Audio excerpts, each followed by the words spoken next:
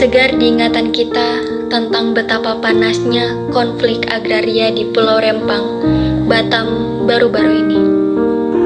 Melansir salah satu portal berita, masyarakat adat setempat tidak menolak pembangunan, namun menolak relokasi atas tempat mereka tinggal sejak tahun 1834, di mana mereka telah mengajukan legalitas tanah kepada pemerintah, namun tak kunjung diberikan, sampai ketika ternyata legalitas tersebut lebih dulu diberikan kepada mereka yang katanya akan menjadi investor dalam pertumbuhan ekonomi negara.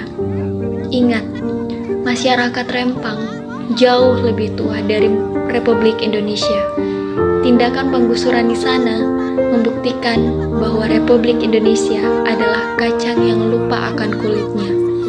Entah keuntungan apa yang didapat oleh pemimpin negara sehingga mereka tega melakukannya. Inilah yang dialami masyarakat Pulau Rempang, Kamis 7 September 2023. Sebanyak kurang lebih 1.000 aparat gabungan diturunkan ke Pulau Rempang untuk mengawal pemasangan patok dan pengukuran tanah. Mereka mengawal pembangunan kawasan Rempang Eco City seluas 17.000 hektar. Kelak, daerah tersebut akan menjadi kawasan industri, perdagangan jasa, dan pariwisata. Ribuan masyarakat setempat menolak pengukuran tersebut. Masyarakat khawatir pembangunan kawasan Rempang Eco City akan mengancam ruang hidup mereka. Penolakan ini mendatangkan bencana bagi mereka. Pulau Rempang bersimpah darah, bentrok tak terelakkan, dan aparat menganggap penolakan warga sebagai perang. Aparat memukuli warga yang tak bersalah sampai penuh luka. Belum puas, aparat menembakkan gas air mata. Celakanya, gas air mata itu masuk ke sekolah dan membuat belasan siswa pingsan. Ada apa ini? Bukankah aparat harus melindungi masyarakat? Namun, belum tuntas urusan Pulau Rempang, kini muncul gejolak baru.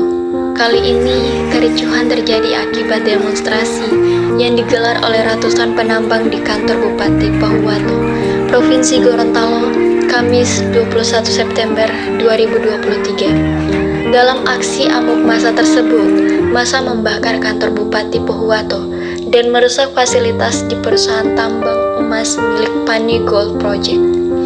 Fasilitas pemerintah yang dirusak massa diantaranya kantor bupati, kantor DPRD, dan rumah dinas bupati. Demonstran menuntut agar Pani Gold Project mengembalikan lokasi warisan leluhur masyarakat penambang dan mendesak agar Pani Gold Project menghentikan aktivitas penambangan dan menyelesaikan ganti rugi lahan yang menjadi hak penambang. Selain masalah pengembalian lahan dan ganti rugi lahan, soal masalah pengerusakan lingkungan dan masalah perizinan perusahaan tambang di Pahuwato juga ikut diangkat oleh beberapa pihak, terutama dari beberapa LSM di Sulawesi. Meskipun tidak ada kaitan langsung antara kasus Pulau Rempang dan Pahuwato, ada keterkaitan emosional antara kedua masyarakat di kedua lokasi. Efek domino ini harus ditangkap oleh pemerintah sebagai warning bahwa jika pemerintah tidak segera melakukan sebuah perubahan paradigma dalam menyelesaikan masalah konflik agraria, maka ratusan kasus yang disebutkan oleh Komnas HAM akan berpotensi berubah menjadi kasus seperti Pulau Rempang dan Pahuwato. Dalam kasus Pulau Rempang dan Pahuwato, semua elemen masyarakat harus dilibatkan secara intensif dan kualitatif. Di Pulau Rempang, masyarakat penghuni desa kuno harus ikut menjadi pelaku dan menjadi bagian penting dalam pembangunan ekositi Rempang.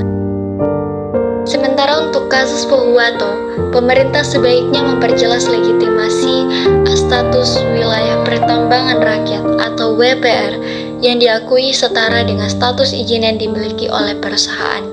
Apalagi bagi rakyat penambang yang sudah lebih dulu menambang di lokasi tersebut dibanding perusahaan. Pemerintah di satu sisi tidak bisa lagi menghadirkan dirinya sebagai negara aparat, dan investasi yang datang harus diadaptasikan dan diintegrasikan secara komprehensif. Karena negara ini adalah negara demokrasi demokrasi. Kedaulatan dan kepentingan rakyat harus menjadi pertimbangan utama dalam segala hal keputusan dan kebijakan pemerintah. Berapapun besarnya investasi yang akan masuk, semestinya tidak akan mengubah relasi tersebut. Rakyat adalah raja, investor hanya tamu. Jika investor ingin mengusahakan sesuatu di suatu lokasi, maka mintalah kepada otoritas terkait untuk berdamai terlebih dahulu dengan rajanya, yakni rakyatnya, jika tak ingin diamuk seperti di Batam dan Pohuwato. Semoga pemerintah benar-benar mengambil pelajaran penting dari kasus di Pulau Rempang dan Pohuwato. Jika tak mampu memetik pelajaran dan kejadian serupa berulang kali di lokasi lain, keterlaluan sekali.